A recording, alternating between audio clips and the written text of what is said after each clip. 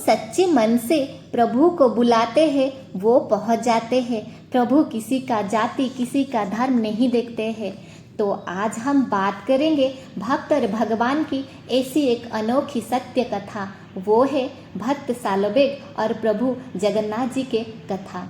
दोस्तों, आपको तो ये बात पता होगा, जगन्नाथ मंदिर में हिंदुओं के सिवा दूसरे किसी का प्रवेश मना है। यहाँ पे गैर हिंदुओं का प्रवेश बिल्कुल वर्जित है, बिल्कुल निषेध है। लेकिन ये बात आपको जानकर हैरानी होगी कि जगन्नाथ जी के सबसे प्रिय एक भक्त थे, वो थे भक्त सालोबेग, जो कि एक मुसलमान थे।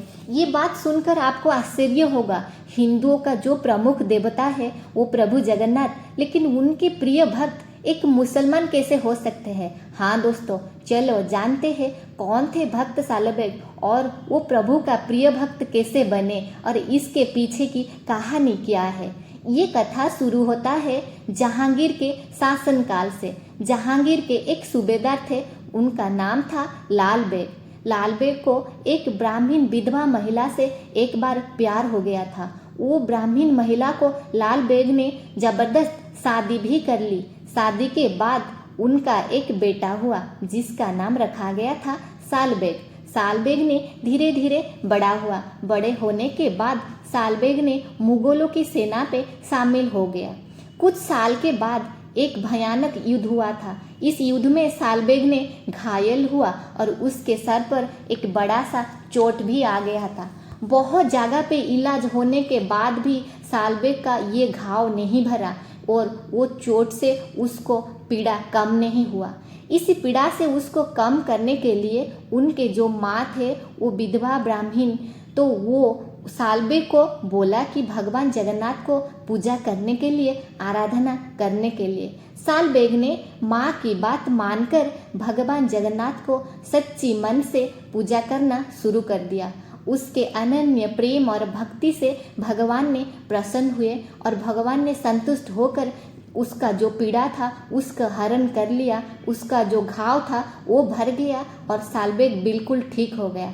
इसी दिन के बाद वो जगन्नाथ के एक बड़ा भक्त बन गया था। वो प्रभु का दर्शन करने के लिए बार बार कोशिश करता रहा, लेकिन कोई लाभ नहीं हुआ, क्योंकि हमारा जो नियम था वो गैर हिंदुओं का प्रवेश मंदिर के अंदर बिल्कुल वर्जित था। मंदिर का नियम के कारण हेतु सालबेग ने बहुत उदास हुआ और उदास होकर वो लौट चला वृंदावन। वो वृंदावन चला गया, उधर प्रभु का पूजा करने पे लग गया और अपने सारे जीवन, संपूर्ण जीवन भगवान के भजन कीर्तन और चिंतन पे समर्पित कर दिया था। इसी प्रकार एक साल बीत गया था। अब रथ यात्रा की समय आ गया था। आषाढ़ मास की शुक्ल पक्ष द्वितीया होने वाला था। अब भक्त सालोबेग प्रभु जगन्नाथ के दर्शन के लिए व्याकुल हो गया। वो पुरी के लिए वृंदावन से निकल पड़ा, लेकिन बहुत लंबी रास्ता था। फिर भी सालबेग ने प्रभु का भजन और चिंतन करके यात्रा शुरू कर दिया था, लेकिन वो ठीक समय नहीं पहुंच पाया। इसीलिए वो प्रभु को प्रार्थना किया कि हे प्रभु, आपके जो रथ है, जो नंदीघोष रथ है, मेरी पहुंचाने तक कुछ देर तक रोक दीजिए। प्रभु ने वो सालबेग की प्रार्थना सुन लिया और इधर पुरी में रथ यात्रा के दिन एक मुसलमान की मार्जार के सामने प्रभु का जो रथ था वो रुक गया। तो ये बात देखकर सब लोग आश्चर्य हो गए। पंडा और सेवकों की लाख कोशिश के बावजूद जगन्नाथ जी का जो रथ था उसका एक भी पहिया नहीं घुमा। इसमें राजन भी स्वयं चिंतित होकर प्रभु को प्रार्थना करने शुरू कर दिया कि प्रभु, मुझसे ऐसी कौन सा गलती हुई कि आपका जो रथ है वो बीच में रुक गया। प्रभु भी उसके बाद कुछ बोले नहीं और मौन रहे। राजा का प्रार्थना जो था वो व्यर्थ में गया। लेकिन जब सालबेग ने आकर पहुंचकर देखा कि प्रभु के जो रथ है ठीक उसी के कुटिया के सामने रुक गया है, वो इसी बात को देखकर, प्रभु के ये लीला को आंख में देखकर आश्चर्य हो गया और भाव विह्वल हो गया।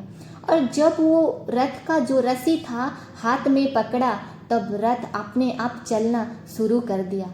उधर जितने सारे लोग उपस्थित थे उनको पता चला कि भक्त सालबेग के लिए प्रभु का जो रथ था इधर रुक गया था, तो सब सालबेग का जय जयकार करना शुरू कर दिया। उसके बाद वो भक्त सालबेग प्रभु का सबसे प्रिय बन गया था।